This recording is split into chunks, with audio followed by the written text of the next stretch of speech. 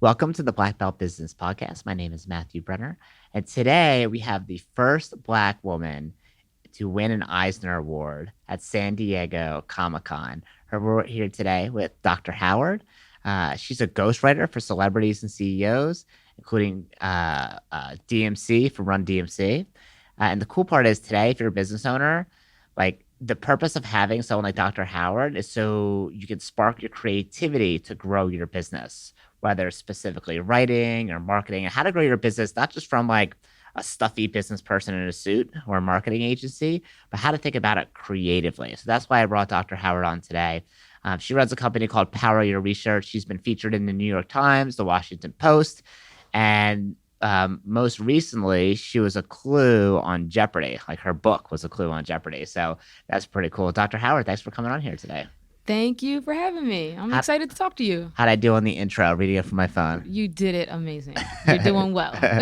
Cool. So tell us a little bit about like your background. Like you're a writer. Have you always been a writer? Has it always been your income from writing? So I've been a writer since I was little. Like that's my preferred method of communication.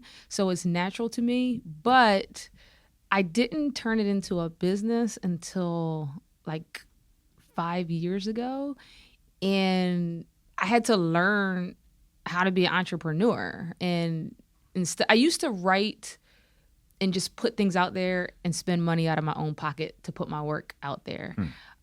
But I had to learn how to bring money into the business so that I can reinvest it into, doing the work I love to do without it coming out of my pocket. So you were just writing for fun before, essentially.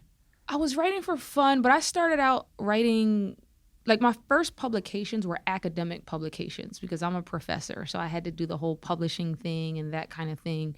But I got tired of my work being stuck behind an academic paywall, like only for other academics. I always wanted to impact and reach people outside of academia. And so there I was kind of like using my own money to like write documentaries and do different things. And then I started to write more creatively, which is kind of the process of me turning it into a business. It was like a slow process. So when you write, do you enjoy it or does it feel like work? I enjoy writing, but writing to make money is a different ballgame because you have to meet deadlines, right? You have clients that are depending on you, and I'm a real big stickler for deadlines. A lot of creative people in the writing space, I feel, deadlines can kind of be a suggestion, but I'm very anal about deadlines, so I had to teach myself when to write where I was most creative during the day. So that means for me, I can only write during a specific time during the day. And that's like a 3 or 4 hour period. But I write so much and so fast in that time period because I know myself well as a creator. So tell me, how do you get into writing mode? What's your scenario? My writing mode is I have to take lots of walks first because I'm writing the story in my head. So I can take like an hour-long walk and like the mental outline is in my head. So when I go down to write at like 10:30 a.m., 11 a.m., it really is easy because I've already written it in my head. And that's important for my practice. So I write fiction, nonfiction. I ghostwrite for celebrities and CEOs. In terms of like just giving myself the space to walk and write in my head before I sit down, that is across the board. Whether I'm writing fiction, nonfiction, comic books for Marvel and DC, I need that time to do it in my head first. So I don't believe in like writer's block and all that. I don't get all of that stuff that other people kind of suffer from because I figured out my personal process. Okay, so you go for a long walk for an hour. Yeah. Then are you eating, drinking? Sometimes I might listen to podcasts. I'm like a self-help junkie. Sometimes I'm just walking with nothing. That's the most creative time for me is when I'm walking without listening to anything because all you have is your thoughts. And so just focusing it on whatever project I'm writing on is most creative for me. Yeah, I think that's so hard because we always want to like bombard ourselves with audio. And I noticed that for myself personally, where like I'll do anything. I'm like peeing and I'm like, I gotta listen to something while I'm peeing or look at my phone. Why? Like, why do I need to do that? But like one of the ways I've started to kind of take away technology in my personal life is like small steps. So first is I don't want to have anything on when I'm taking a shower. Like my shower is like, I don't know how long that is, 10 minutes maybe, including drying off. Like I'm a guy, so I'm like, really quickly. I use very minimal soap so it doesn't take long. And that time is usually when I just come up with interesting ideas or think about issues I'm having. But otherwise, we're just filling all this space and never have a time to think for ourselves. We're just thinking about other people's ideas all day and just being bombarded. So you go for a walk, maybe you listen to a podcast, maybe you have quiet time. And then after that, you just sit down and start writing. And it just flows out because it's already there. But one of the like you bring up such a good point, because I learned so much by writing books for millionaires and multimillionaires, because one, you just get to sit and talk to them and learn like what motivates them, their deepest, darkest secrets. And one of the things that I see is like the successful people that I've written for, all of them have like some seed of insecurity, but they also have trouble being alone with their thoughts. Like it's like they're working to like heal some childhood like trauma, and trauma is relative. Some people have trauma that's super big or it's relative, right? It's big to you. And I still think just being alone with your thoughts is hard for most people, even a lot of successful people. But for me, it's super important. And like I'm a self-help junkie, like I said. So one time, like I was just like listening to so much self-help stuff that I started to like, I just started to feel unhealthy, right? It started to feel like I would be in the shower listening to like Lewis Howes. So I did a 30-day experiment, and I was like, for 30 days, I'm not going to listen to any podcast, any self-help stuff at all.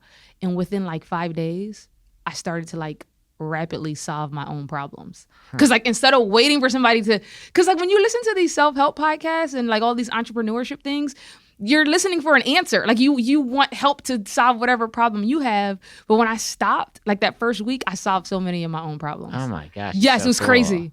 That's so cool. And I think like for entrepreneurs, we're always looking for someone else to solve. Or I mean, sometimes help us be solve problems. Yeah, but a lot of times we're looking for a company or a business or a person. Like, hey, how can you come in and help me with my problems? And if you just took the time to be alone with your thoughts, you probably got to where you are now because of your own ingenuity. Exactly. Right. And like for me, self-help, I obviously love self-help too, a big part of my life. But sometimes I don't want to hear about how I'm doing 45 things wrong and how I communicate poorly and everything I do in my life is doing it the wrong way. I'm like, it gets draining. So I try to like mix in other things like either nonfiction, just cool historical stories, or a fiction book.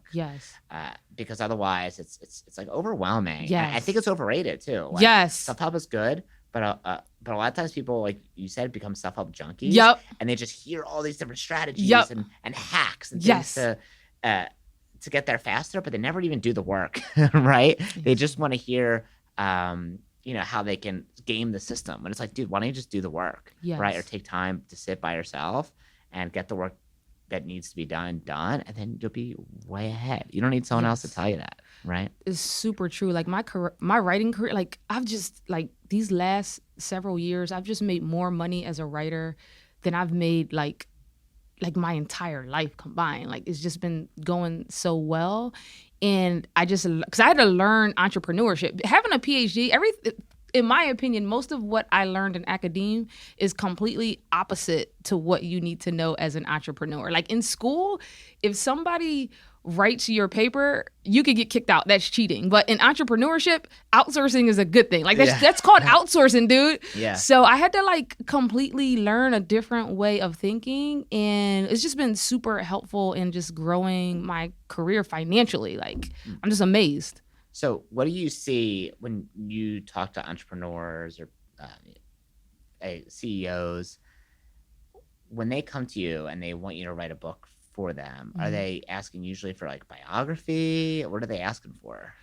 So a lot of like super successful people, at least the ones I write for, they want to write a book to help people.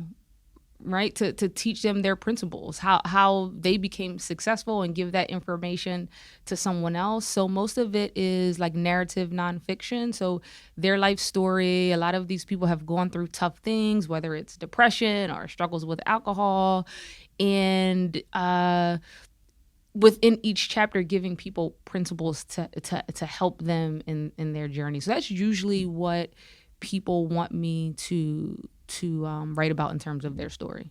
How often is it unique? Or sometimes you're like, oh, I'm hearing the same crap I've read about in a million books 1,000 times. Like, give me something new. Like, let's be honest here, right? Like, no, I don't feel like that. No, I feel like everybody's story is unique, and it's a little selfish on my part because I'm just enjoying getting to sit down and talk to these, rich, wealthy people, because I get to learn so much from them. And truly, like, everybody's story is truly, truly different and unique, in my opinion. I know, like, I what feel about like the principles they share? Are they usually pretty much the same?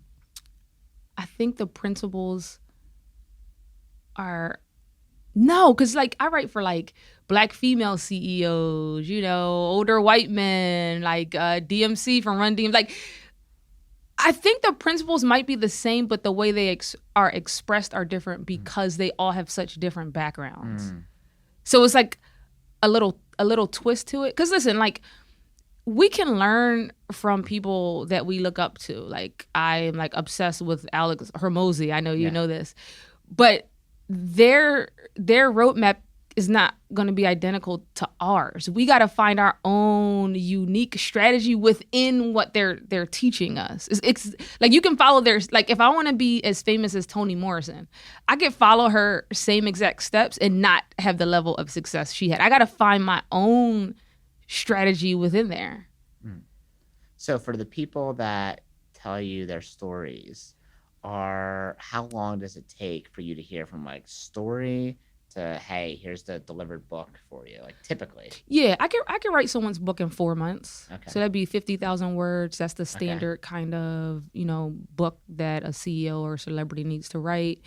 4 months. Okay. And meeting how with long them before it's like published and like printed and out? Publishers are probably going to take like a year to publish it. So if it's delivered to the publisher in, let's say, December, it'll be published within the next 12 months probably. So it'll take about a year and a half from beginning to end to get a book. Yep, that's about right. Okay. Yeah. And if you're like a CEO and you want to publish a book, have a ghostwriter like you write it, how much does that cost? Like, the range? Between 50,000 and 100,000. Okay. Yeah. That's like typical in the industry, or? That's typical. Okay. Yeah, cool. That's typical. And it depends, like, the higher range will be like you have to sign an NDA and the ghostwriter can never talk about it because literally all the ghostwriter's getting is paid. But if a CEO or celebrity is willing to put the ghostwriter's bio inside the book as like a co-author, the price comes down a little bit. If credit. Yeah, and you see some of these celebrities, they'll actually have the writer's name on the front, like it'll be with so and so. So that will be a little bit cheaper because the writer's actually getting credit and can kind of use it to leverage their career. So 50 to 100,000 is about what you're going to pay. It's going to depend on the experience of the ghostwriter and if there's an NDA or not. So when they come to you and they want to write a book, they're like, okay, I pay 50 to 100K. It'll take about 4 months, another maybe year to get it published. Are these people usually expecting like lots of sales from their book? Are they trying to make money from it? Or are they just trying to improve their reputation? Or is it a lead generator for them? Yeah. So for like celebrities and CEOs, it's a little bit easier because they're going to have an easy time getting a publisher and they're going to get an advance from the publisher. So their advance could be anywhere from like 20,000 to like 100,000, depending on their celebrity status. And so, yeah, that's like, yeah. So they'll get money from, and then they'll get royalties off of the book sold. Okay. So once the book is published, celebrities are gonna sell a lot of copies. Just them talking about it on their show. Exactly. Yeah. And so they're gonna get royalties too.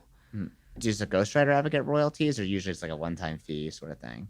It depends. The ghostwriter can get royalties if that's what they negotiate. I haven't taken anyone's royalties. I just get the flat fee. because like if you look on the internet, there'll be articles out there about how ghostwriting is not scalable. Because like, let's say I can only write 2 books a year for somebody, and let's say I charge 70,000, right? So that's my money for the year. Like you really can't, one person can't really take on more than that. But for me, it is scalable because I still have my full-time job as a professor, and it doesn't take that much time away from my businesses. So I can do both. So the money that I get from writing, I can reinvest it into property, back into the business and other things so that I can grow the money. If you're just strictly like a ghostwriter and this is all you do, it might be, you only can write so many books a year. So yeah, there's nuance to like everything you read on the internet and kind of the business and stuff. And then I have my academic branding company that brings in some money too. Cool. So for me, maybe this is, I'm curious what your thoughts are on this. Like, I've always felt like, not always felt, but I feel like I like writing. Like when I grew up, I would always get complimented on my writing from my teachers. Like I was in AP English in high school, and I got, I was like highlighted in front of the class. I actually won a writing competition in the city of Philadelphia. I don't know if you know this. And I won a scholarship. Like I got like a free ride to the community college because I won this writing competition. And I decided not to go because I didn't want to go to community college. They were very upset. They were like, how could you waste a scholarship? I don't want to waste it, but I just can't go there. I just didn't want to go. And I don't know if it's just me who thinks this way or other people, but like, what do you feel about someone who says, oh, getting someone else to write your book is like cheating, right? Like you should write your own book. Or, how do you feel about that? Again, it's about like, because you can be a ghostwriter for different types of people. And the reason why I write for a specific market is because a celebrity, for the most part, doesn't care about that. Like if you're the news anchor of a show, you don't want a writing career. So you want to keep doing your job and somebody else can write it, because why would you spend your time writing a book, right? So the people that I write for generally, which is why they're typically okay with like putting my name in the book, like with my bio in the book, they don't care about that. They don't care. No. How do you feel about that personally? Like, would you ever hire a ghostwriter to write your book? Yeah. I would. I haven't done it yet, but I absolutely would. You would. Okay. And the reason for me, and so now this is like a better question, because an author hiring a ghostwriter, most people will probably say that's cheating, but James Patterson, he uses ghostwriters. Like he's a super famous writer. He talks about it. So for me, when my career gets to a certain level, when I have so many job opportunities that I have to turn them down, but I also have so many ideas, I don't want to die with ideas in my head. And the only way for me to do that, if I'm thinking long term, is probably to hire writers in the future, where I give them the outline, I give them the idea, they write it, and then I go over it. And so I personally do not have a problem hiring a ghostwriter for my work. I haven't done it yet, but I would. What about ChatGPT? Oh, I love it. It's amazing. Okay. Cool. Yeah. So you're okay with that? Yeah, that's like it's like we have a laptop, but you prefer to use a typewriter. Like, why would you? So like, if I don't use ChatGPT, I'm going to get replaced by somebody that does. Right. Okay. So what do you use it for when you're writing? For instance, someone just asked me to edit their graphic novel. And so you can use ChatGPT to help you with that. Now, I still have to read the graphic. Like you still have to do the work. So I can do the work, give them feedback on their graphic novel, but I also can put excerpts into ChatGPT to give me more language, to kind of format, because then ChatGPT will be like, oh, narrative structure, this is the strengths and weakness. Like it'll break it down. So it just supplements what you're already doing. Like you still have to do the work. Like I can't use ChatGPT to ghostwrite somebody's book. Right. You just can't do it. Like I literally have to interview the person and get their story. Like their personal story is just not on the internet in that way. But yeah, writers absolutely should use ChatGPT to help with their writing. So what about ChatGPT drawing from your work to give other people answers? Are you like okay with that? Like I just don't know in the creative space how creative people feel about it. Yeah, I'm fine with that. You're fine with that? Yeah. Okay, cool. Yeah. And then let's say you're going to sit down, you want to be creative, and obviously you're a writer, but as an entrepreneur, how can creativity help me grow my business? How can solving problems, being a creative problem solver, I think is super useful to think outside the box sometimes. Not thinking outside the box so far so that nobody's going to understand your business moves and decisions, but just on the edge is, I feel, where you can make a lot of money. Like my academic branding company, it's a branding company specifically for people with PhDs. Like there ain't that much competition in that particular space. It's very niche down. Yes. And so that's an example of thinking creatively about, okay, branding companies are popular these days, but how can I think about this in terms of a business opportunity creatively where people will still get it? It's not so far outside the box, but it's like right on the edge. And that's how I think about like book ideas too. Because like one of my strengths is coming up with good ideas that other people are not doing. Like what kind of ideas? So like my first book that won the Eisner Award is called Black Comics, Politics of Race and Representation, right? And back then in like 2010, to be an academic doing a dissertation on like comics, it was not like the cool thing to do. It's not like it is today where it's like they have majors where you can major in comic studies and everything. I didn't even know they had that. So you just said yeah. So like there's you can major in like comic studies. They have different. It's acceptable now to like do research papers on comics, but back then, that was an example of like, okay, I'm in this infrastructure, higher ed. How can I do something that's just a little on the edge, but different? And just that could be a lonely path.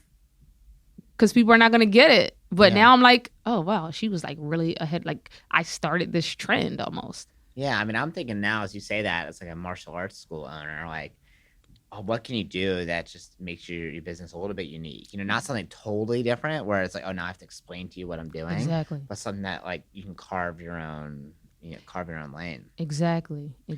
So now that like you're writing, you've been a professor, you talk to all these people, what are some of the common things you see from people who are successful that help them become that way or help them make a lot of money? Yeah. So a lot of successful people, particularly the ones that I've written for, are running from something. There's some insecurity. Like there's something, childhood trauma, one of their parents ignored them when they were small, or some even bigger trauma that they're running from, which is driving them. Like it's driving them to like be successful, right? They're like running from that. So do you think you need that? Do you think you need some chip on your shoulder? I think so.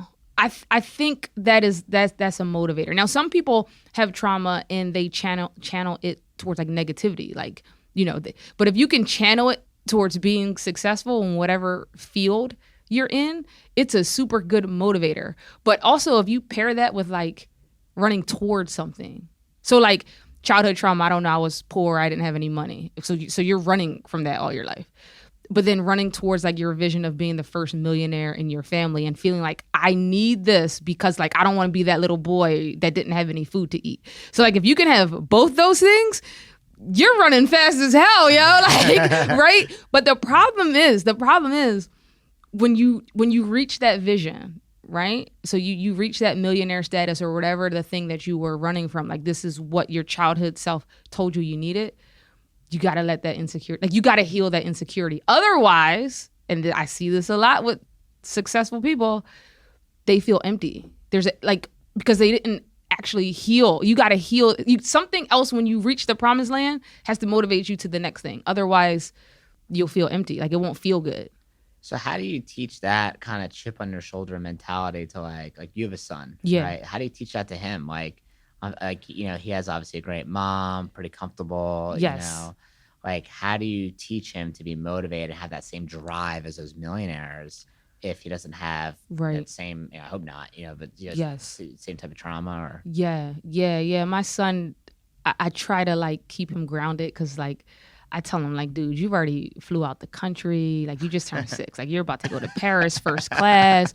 He's going to Paris first class in Delta One in a couple of weeks. What? And just you two? And my mom. Oh, you guys are all going first class. Yeah.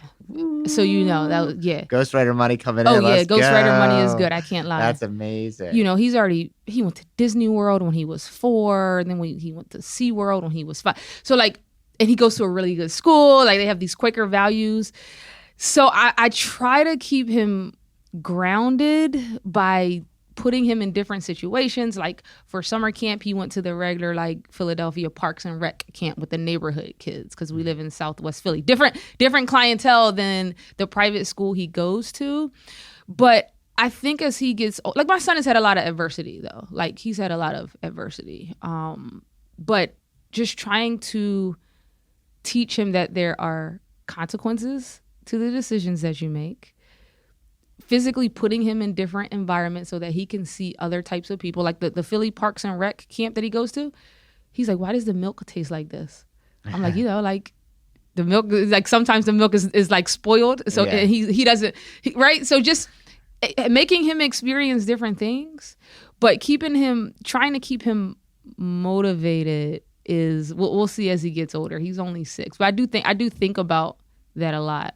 Yeah, even for me personally, like I feel like sometimes like comfort is like the death of, I know. You're success. right. Like it gets too easy.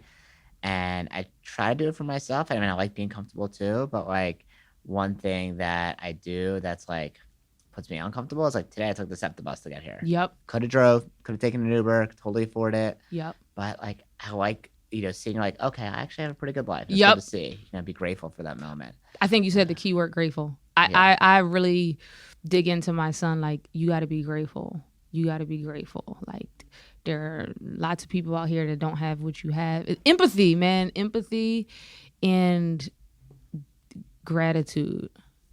Because you can get... I also think that I also think resilience is, like, learned. Like, if you don't have some adversity as a child, you don't get to practice resilience. It's like... you're 30 years old, you haven't really had any adversity, then you get laid off from your job and you want to like, you're losing your mind, right? I do think you have to practice resilience just like anything else. Like you have to practice patience. You got to be in situations, like you said, to practice it. Yeah, that's why I love martial arts, because it puts you in physical and mental, I guess, not harm, but like difficult situations where you're going to be okay. No one's actually really going to hurt you. Yeah. Right. But it puts you in very uncomfortable situations and you have to build that like grit and like discipline. And it teaches these life skills that kids are not going to get in a traditional classroom. Mm-hmm. Right. Like life's greatest lessons. If you think at the time you've learned your best lessons, you probably don't flash back to something some teacher said at school. Yeah. It's like, no, this happened in the schoolyard. This happened with my friend. This happened with my dad or my aunt or whatever, some family member, right? Mm-hmm. And that's why I think martial arts is so good for kids. Is like it just like forces that situation if it doesn't happen naturally. Exactly. In a safe environment. Exactly. I think a lot of the cultural stuff in America is like toxic. I really do feel like our culture does a good job of making everybody feel bad about their upbringing in some way. Like if you grew up never wanting for anything, 2 parents, perfect life, I feel like society makes you feel like you don't have a rags to riches story, right? Because we all like the whole storytelling formula is something really bad happened to you and then you succeeded. It's like the Rocky formula. And I think society does a really good job of making people who just had a great childhood feel bad. Like you feel like you have to go through something in order to have a story to tell. But they do it to every different type of, like you grow up in a single parent household, you got to feel bad about that because you're a broken family. I feel like the culture is really toxic in that way and making us feel bad about the way we were brought up. Well, then I feel like you can almost invent what your chip on your shoulder is. Like I remember watching the Michael Jordan documentary. Did you ever see that? It's I did. And he was just like, one person said, I don't remember who it was, some other player said one thing to him one time during practice. And he just like hated this dude, and the other guy barely even like remembered what he said. It's just like jawing in practice, or maybe it was a scrimmage or something. And he just like held it with him. Yep. And he's like, I'm gonna show him. Yep. So I think sometimes like even if you don't have like some terrible trauma that you're bringing motivation from, right? At least you can like almost like invent something, right? And that might have really been trauma for him, whatever that, right? Okay, right, true. Right. Like that's what I'm saying. Like trauma is relative, but whatever it is. You need it to like, that's a perfect example. Michael Jordan running from whatever that person said. I think you need it. So what motivates you? So, and not the corny answer. No, this is going to sound real crazy. Okay. So I had a really good childhood. to me, it was perfect. Like, my parents did get divorced, but that didn't feel like trauma to me. It's just like, a lot of people go through that. So that wasn't traumatic for me. But when I was little, there was this show, I think it was like called Bozo the Clown. Okay. I really loved this show. They did a live taping of the show. I went to the live taping with my mom, and they would bring kids up to come onto the show, and they didn't pick me. Like, I raised my hand. I'm like wanted to be picked, and they did not pick me. And that pissed me off so bad. Like, I was like, I will never be in a situation where I don't get picked.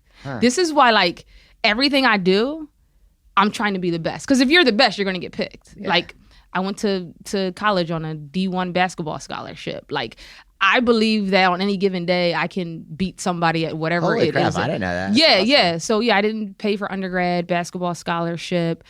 Just so everything I do, I'm like, I got to be the best because I want to get picked. Like, awards, like some people say, I don't care about awards. No, awards matter to me. Like, if I don't get picked for an award that I'm nominated for, I'm pissed. Oh, wow. Yeah. Like, so that really does motivate me. Just, I got to be the best. And I'm like extremely competitive. I'm more competitive than the average person because I want to be the best. Yeah, well, D1 athletes, or just athletes in general, I think have that really good competitive nature. Yep. And a lot of times they can transfer that into like energy in their business, right? Like, so whenever true. I can hire someone who's been like an athlete in the business, I know that they're competitive, they're hard workers, so they're true. diligent, they know how to deal with challenges when they come their way, and they don't want people like winning besides them. So right? true. Like, and obviously it can be toxic and destroy you. Like, yep. The other side is that is like people can develop, and I see this a lot now too, and tell me if you agree, it's like just a victim mentality. Like, I'm a victim.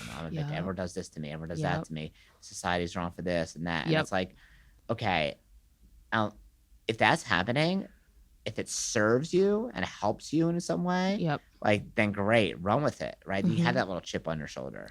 But if it's just like, oh, well, I'm just stuck where I'm at and that's it, it's not my fault, how's that serving you? You're just I agree. Helping. For me, as a Black woman, I cannot get into a space of I'm not going to get something because I'm a Black woman. I have to be realistic that there's racism and there's sexism, but compartmentalizing that, I can't, on a day-to-day, I can't think about racism, sexism in terms of how it's going to prevent me from reaching the goals I want to reach, because it's just not useful to me. I have to be like, racism and sexism exist, and I'm still going to reach the goal anyway. That's just how I have to. That's how I have to think about it. Yeah, I think it's really cool. Like, one of the things we talk about in martial arts is like when you're giving someone feedback, you don't say the word "but" and then give them feedback. So, for instance, like you would say, "I'm Black and I'm a woman," instead of saying like oh, be successful, be great ghostwriter, but I'm Black and I'm a woman. I'm Black woman, right? You would say, I'm going to be a successful ghostwriter and I'm a Black woman. Exactly. Right? Not the Black. Like, hey, that movie you just practiced was good, but it could be stronger. You'd say, hey, that movie is really good and it could be stronger. Because whenever you say but, it'll kind of like, people just ignore the rest of the thing you said because they're expecting that negativity to come out next. And they kind of brace themselves for it. Exactly. And that's why, like, I can ghostwrite books for a white older men, and I can ghostwrite books for, legendary hip hop artists, and, I didn't have their experience, but I can still put myself in their shoes because I'm like, being a Black woman, I'm not going to let that prevent me from anything, right? I got to know it exists and keep striving. So, moving forward from where you're at right now, if someone, actually, I'm gonna go back for a second because I meant to ask this earlier. I actually had a ghostwriting experience with an author. Tell me about it. Myself and my brother and a couple other people were gonna co-write a book, and I had an author help us, a ghostwriter, and it was a terrible experience. Yeah, this is so good. So, she sat with us. We did interviews. We filled out forms for her. I don't know, we gave her maybe 10 or 15 grand deposit, something like that. And then she just like stopped responding and like, oh, I'll get to this soon or maybe later. And it was just like terrible. And she decided, I think she had some kind of crisis, and she just decided, forget it. Wow. And she tried to like not give us the deposit back. She said she did all this work. We're like, wait a minute, you did there's nothing. You gave us nothing. Yeah. Like, that's your fault. You didn't do the work, didn't follow through. I think eventually we did get our money back. Yeah. So how do you find a good ghostwriter? Ooh, this is so good. The last 2 ghostwriting projects that I got, these clients actually came to me because a previous writer didn't do a good job. And it's one thing to be able to write, but to be a ghostwriter, you need a high level of empathy because you're writing it in someone else's words. Like you're right. It's like being an actor. The really good actors, when you're watching them do someone's biopic, you feel like it's them. Right. You feel like it's the person, not the actor. And that's how ghostwriting is. And you need a high level of empathy. You generally know that the ghostwriter is probably not that good if the price point is too low. If it's under $50,000, it might not be a good. So, yeah, it shouldn't be that cheap, in my opinion. So yeah. Okay, so generally price. What about interviewing them? Like, how would you? Okay, I'm gonna have a phone call with a ghostwriter, and they're like, oh, okay, it's not $50,000, maybe it's $40,000. I'm like, oh, that's a good deal. Maybe they're newer and they're trying to get their name and get some work under their belt. They might be good. Maybe not. Maybe not. Maybe they need that experience. Yep. What would you ask? Like, what do good clients ask you first to vet you? Ask them for references. Okay. Who else have you written for? Okay. Can I get their email address? That's going to be best. Okay. If they don't want to give you references, I would be real hesitant to hire them. Let's say their previous clients were all NDAs, so now they can't give you references, right? Because they can't disclose who they wrote for. You're going to want samples of their writing. It has to be something you can read that they've written. Even if they just have books of their own that they've written, if they have a body of work, that's a good sign. But again, like, just being a good writer is not good enough to be a ghostwriter. You have good empathy. They have to have high levels of empathy. Like, they have to feel what you feel. Is that something? Because I got to put the words in your mouth. Like you can tell me a story about something bad that happens to you, but that's not what I have. That's not what I should be writing in the book. What I should be writing in the book is Matthew's feelings about it, which most people can't articulate all the way. So you have to be that person when you're writing. Right. It's like that quote, no one remembers what you said, but they remember how you made them feel. Exactly. Yeah. Okay. Exactly. Really cool. So is this empathy that you developed over time, or have you always been kind of empathetic? Yeah. So I've always had like extreme levels of empathy to the point where, like, if I'm like in a car with somebody and they say they're getting car sick, I'll feel their car sickness. Like, oh my God. Yeah. And intense. For a long time, I thought it was nauseous right now. You feeling nauseous? Well, now I have boundaries around it. I had to learn it, right? So for a long time, I thought it was a curse. Like, I thought it was like, I hated it. Like, so the process was, one, I had to erect. Somebody pointed this out to me. They were like, you know, you're an empath, and I was like, what is that? So I started doing some research, and like, it's a real thing. Like, because I thought everybody could experience other people's things. I thought it was normal because it was just normal for me. Yeah. So then I started. I was in an abusive relationship. So I had to like unpack that. And it turns out for me, like, I can really understand somebody else's perspective, which is not a good thing when you're in a relationship with a toxic person, because they can convince you of things that are untrue. So in unpacking that toxic relationship, I was like, oh my gosh, this empathy thing is a curse. So I had to like go through the process of like putting boundaries around my empathy and then using it when I need it, which happens to be my ability to ghostwrite.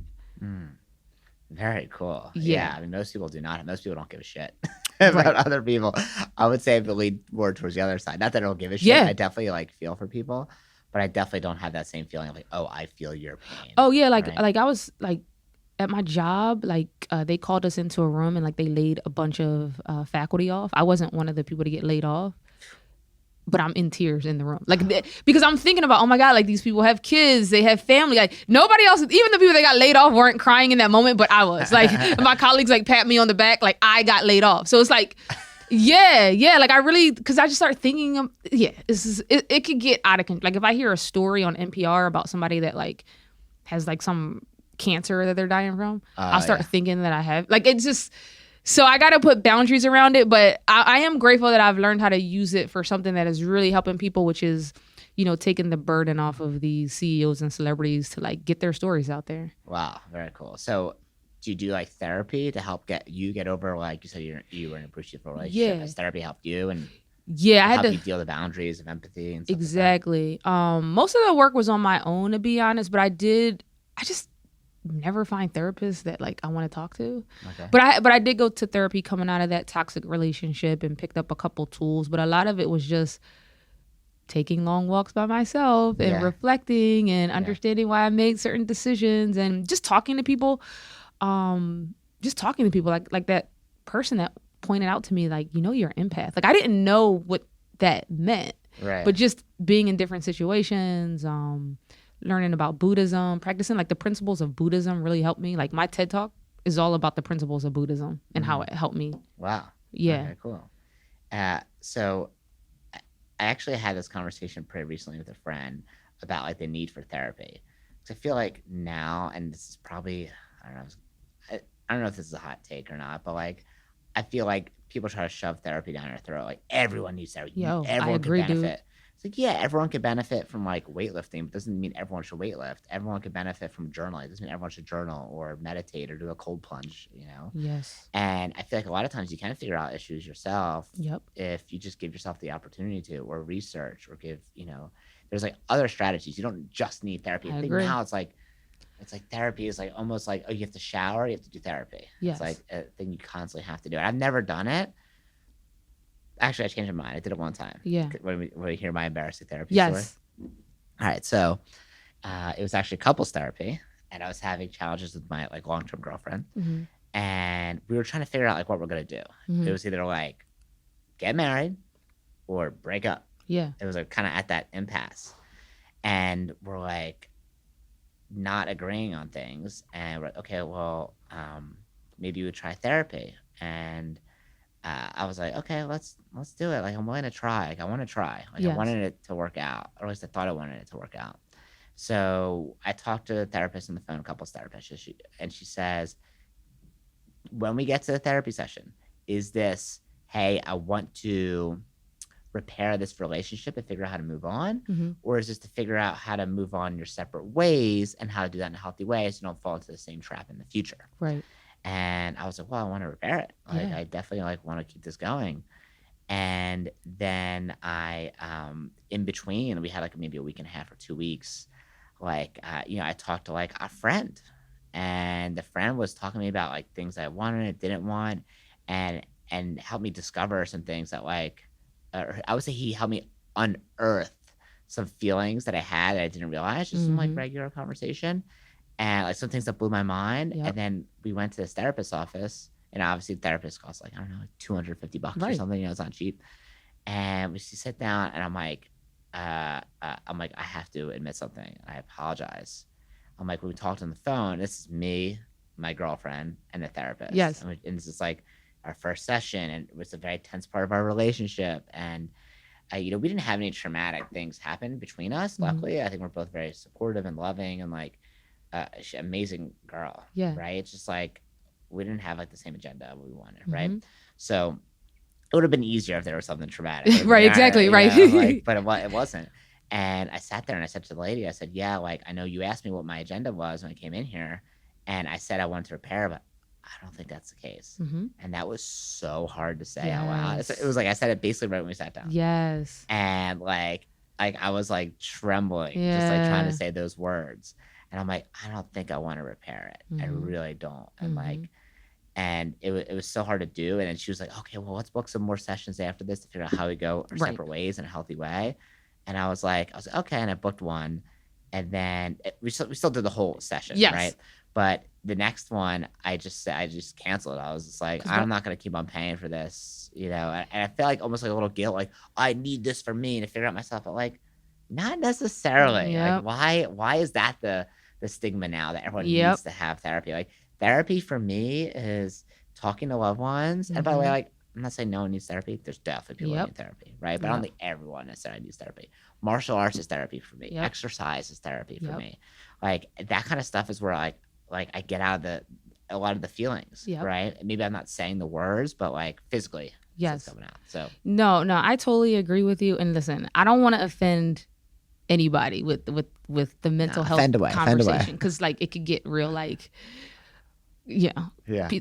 I feel like mental health is a sensitive topic. Yeah. And I feel like mental health field is healthcare.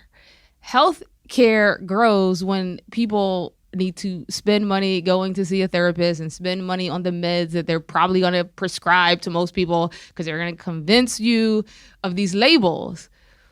Anxiety, ADHD, whatever it is. And again, this is not for people that really need, mental health treatment. But I feel like the labels can be problematic because they are a part of our normal conversation. Like if you see a 6-year-old who's maybe not sitting still, oh, does your son have ADHD? Yeah, no, exactly. He's 6. Okay. Yeah. But I feel like a lot of people can be convinced that, okay, I have this label. Oh no, I can't sit still because like I have ADHD. When you really don't, you're just a 6-year-old that's just doing what you're supposed to do, which is being all rambunctious and stuff. I feel the same way for like just the term anxiety. No, you're just nervous, dude. Right? So I feel like the labels can be problematic, and almost sometimes it's more a lack of accountability, a lack of to be able to say, I can't do this because I have anxiety. I can't do this because I have depression, when some of it is just like you're sad because you're experiencing a normal human emotion, and social media doesn't help. People think they're always supposed to be happy.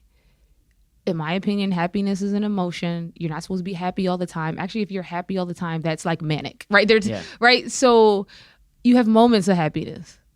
So I kind of feel like the labels are really can be really problematic in terms of mental health. Like I don't use terms like anxiety around my son, or like you're just nervous. Yeah. And also, what's bad about having anxiety? Exactly. Like if you have a crippling anxiety and you can't leave your house, that's different. Right? That's different. But like having some anxiety because you have a big presentation or a test, it's normal. Or have to have a tough conversation. Okay, that's freaking life. Yeah, right? and that's back to this like understanding what coping mechanisms look like for you, because sometimes people are just not doing the things that can help themselves, like going to bed earlier, exercising, learning what's going to work for you so that you can cope with life. Yeah, I think like you said before, it's healthcare, right? So like, okay, your elbow's bothering you, right? You don't necessarily need physical therapy. Right. Maybe you need to stretch. Have you stretched more? Maybe you're not eating enough vegetables, or you don't have the right vitamins, right? Yes. Like you don't necessarily need to run to pay a physical therapist to fix your elbow. You don't need surgery. You don't need medication. Right. It's like there's other things you need to try first. And if those things don't work, or you think it's so severe that, it impairs you, yes, then you could, take that next level of health or help. Yeah, and like in like doctors' defense, they know that, I think they know that most people are not gonna. It's harder to do the work involved to help yourself without medication. I'll give you a good example. A year ago, I went to the doctor and my cholesterol was like 270. Like your cholesterol is supposed to be under 200. Mine was 270. Wow. And the doctor's like, oh, like you can just take this pill, statin. Okay. Now, high cholesterol runs in my family. So my dad's been on this pill since his mid-30s. My brother's been on this pill since the mid-30s. So the doctor's like having this conversation with me about getting on this pill. And I'm like, no, just tell me what to eat. Like, give me a chance to help myself, because I don't want to be on a pill in like my mid-30s. Like, if we were having this conversation when I was like, if I was like 59, maybe I would be like, So the doctor really couldn't tell me what to change about the way I was eating. All she knew was take this pill. So I was like, no, I'm gonna get the number down. So here we are, less than a year later, and my cholesterol is 215. So this is considered slightly elevated now. And my good cholesterol went up by like 30 points. So like my cholesterol right now is better than the average like American who does not have a cholesterol issue. So like I don't have to take the meds, but I have to make a decision every single day, a commitment to keep my cholesterol down. And that it's not easy. It would be easier for me to take a pill and continue, but I got to make a commitment every single day to keep my cholesterol down. So I think it's the same thing with like some of these mental health issues. It's like doctors know that the work that's going to be involved for this person to get from where they are to where they want to be it's just a lot harder. You got to commit every day to working on your mental health. If it's really bothering you, where the easier thing is just to take a pill. Take a pill, yeah. So what did you do differently? You eat differently? Oh, it's kind of drastic. But going back, I'm very competitive. When I have a goal, I expect to reach it. So like kale salad every day. Breakfast options are basically oatmeal, but with no butter, no milk, just oatmeal with like almond People milk. put butter in oatmeal? Yeah. Oh my God. I didn't know that's Yes. the thing. Fond memories of like really buttery oatmeal. Interesting. So like oatmeal or Cheerios for breakfast. Like just, no bread, no white bread. So Killer Dave bread. Shout out to Killer Dave if you want to sponsor this podcast. Hit up Matthew. Yeah, it's a commitment every day. Like fruit juice. So like juice just from the fruit, like in a juicer. Yeah. And being very careful of these like smoothie places that are supposed to be healthy, but their fruit is soaked in like all types of sugar and crazy syrups. So it's super sweet. Yeah, so it's a commitment every day. Yeah, cool. It's worth it. So we're going to wrap up, and I want to know if someone is listening and they're like, they're a business owner, maybe a martial arts business owner, they run another type of business, and they're like, hey, I would love to have Dr. Howard write a book for me. How do they find you? Yeah, you can email me on Instagram at Dr. Sheena Howard if you have a book that you want to get out to the world. Even if you just need the book proposal, because you have to have a book proposal before you start writing the book or within that process. So yeah, Instagram. My website is drsheenahoward.com. Very accessible. Yeah. Cool. This is Dr. Dr. Dot? Yes. DrSheenahoward.com or same on Instagram. Cool. Thanks for being here. Yes. Thank you.